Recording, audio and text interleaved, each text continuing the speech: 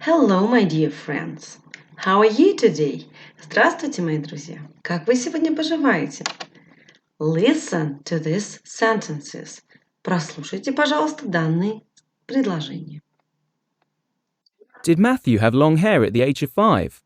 No, he didn't. He had short, fair hair.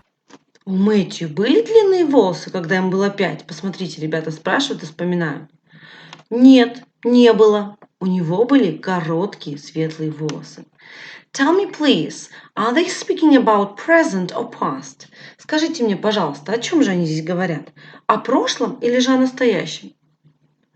Of course you are right. About the past. Абсолютно верно. О прошлом.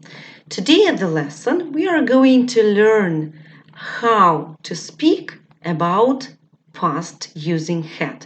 Сегодня на уроке мы с вами поговорим о том, как использовать had, прошедшую форму от have got, в прошедшем времени.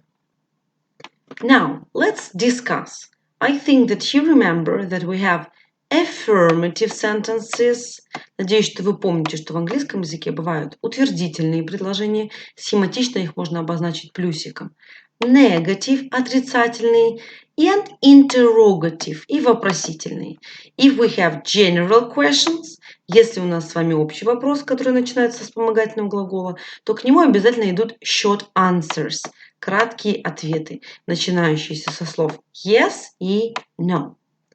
Now, as I told you, had, как я уже сказала, had – это прошедшая форма, past simple, в простом прошедшем времени, от глагола have got – иметь.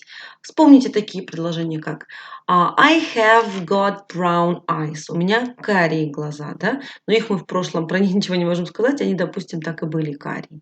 Например, I have got short hair. У меня короткие волосы. А в детстве, допустим, были длинные, я об этом говорю. I had long hair. Обратите внимание еще вот на что. Это affirmative sentence here, на утвердительное предложение здесь. He had a dog. У него была собака. Смотрите, в прошедшем времени у нас теряется частичка got. Она ни в коем случае нам не нужна. Мы оставляем только had. He had a dog. В чем плюс и легкость данной конструкции? Во-первых, мы используем в утвердительных предложениях had с любым подлежащим. Будь то I, you, we, they, he, she, it, mother, father, Tom, Jenny. Неважно кто, неважно в каком числе.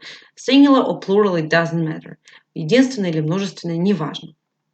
В отрицательном предложении у нас после подлежащего subject появляется did not, это полная форма, либо же didn't have.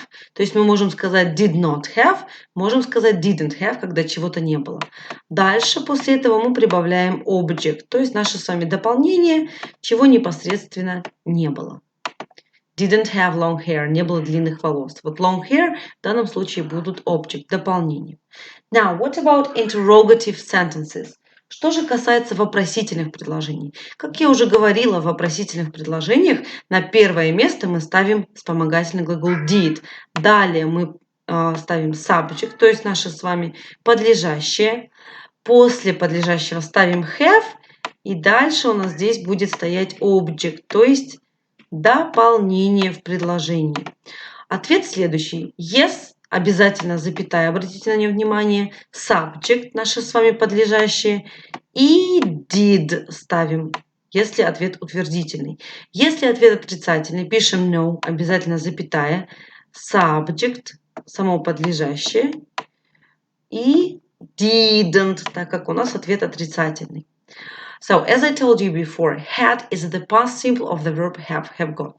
Как я уже сказала, had – это прошедшая форма глагола have, иметь. То есть had имел, соответственно, или был, была, было.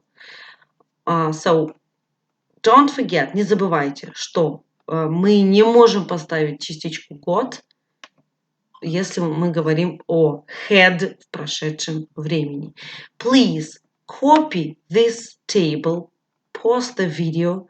Пожалуйста, ребята, поставьте видео на паузу и вот эту табличку обязательно себе запишите.